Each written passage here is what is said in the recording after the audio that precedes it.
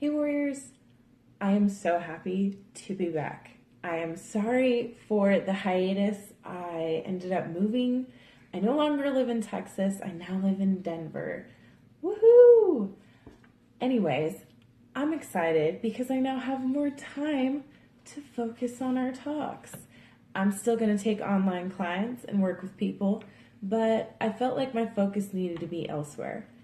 So on our last talk, I hinted that we were going to be talking about nutrition labels. And I'm very excited to help you guys learn about this. They actually can be pretty confusing. And if you're like a lot of people nowadays, a lot of us are becoming more self-conscious and aware of what's going into our bodies.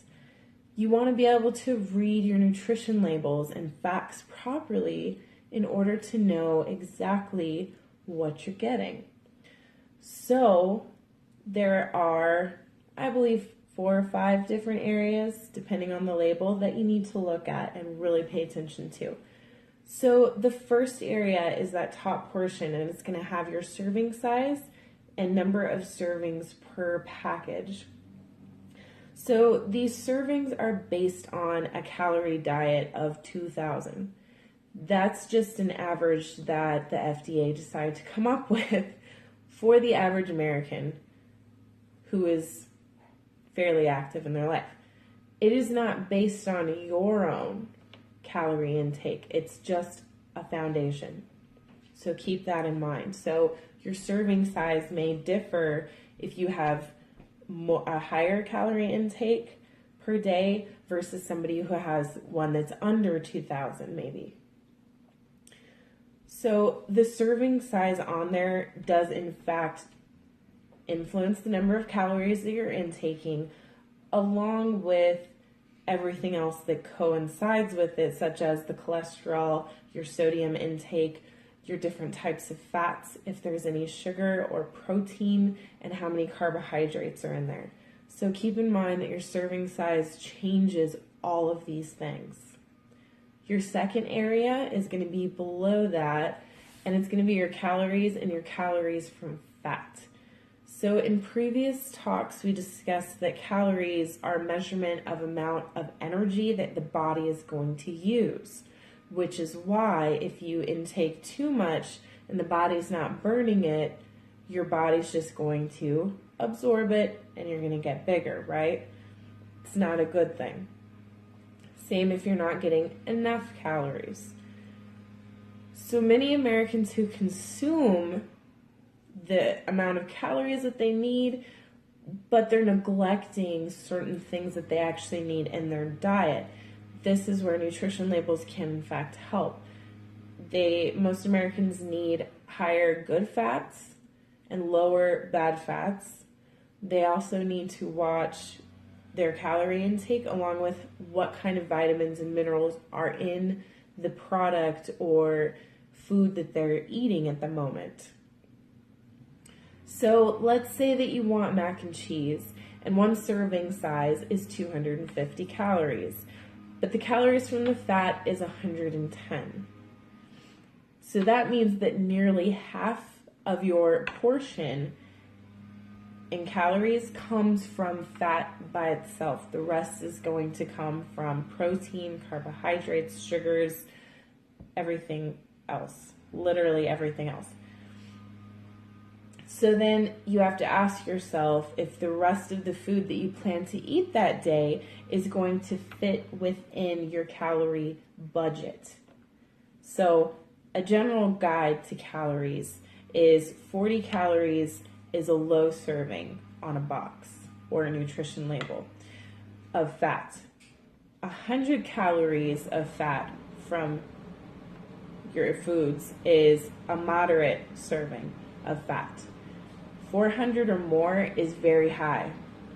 And again, all these labels are based on a standard diet of 2,000 calories per day.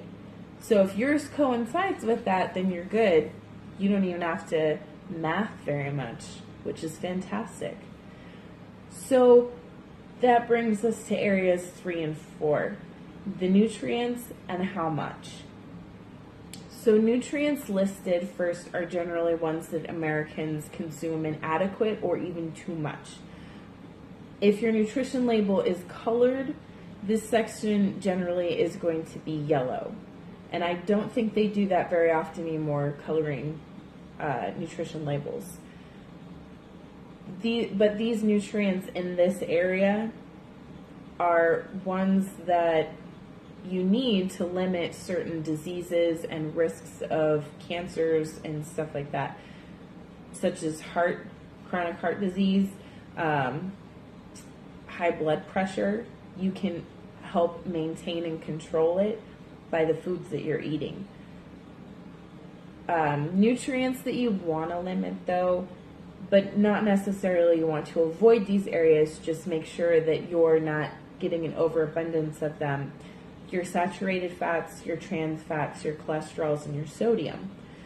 And if any of you have ever been dehydrated, you've probably encountered the whole sodium issue. It can go one way or another, so it's a very, very important thing. All these things work together in the body. So the most important thing is to understand that nutrition labels are actually there to help guide you. They're not there to tell you exactly how much to eat, what to eat, anything like that. So there's another area that's right at the bottom, and it's actually the footnotes. And a lot of the time, this will have your percentage with your daily value. This refers to the footnotes at the bottom when you see that next to an ingredient or cholesterol or whatever. It usually has that little asterisk. This is on all nutrition food labels. You'll find this on anything. And again, it just goes back to that standard diet of 2,000 calories per day. So you really want to watch that part when you're putting together your own nutrition plan, or you're trying to plan for a better lifestyle, or maybe start meal planning for yourself. Okay, so we talked about every area that is important on the nutrition labels and how to read them. So I hope the next time you go grocery shopping and you're concerned about what's in your product, maybe your pasta or your peanut butter, go ahead and look on the back of that label, and I hope that you can read it so much better, and I hope that it helps you plan your future meals accordingly. Peace out.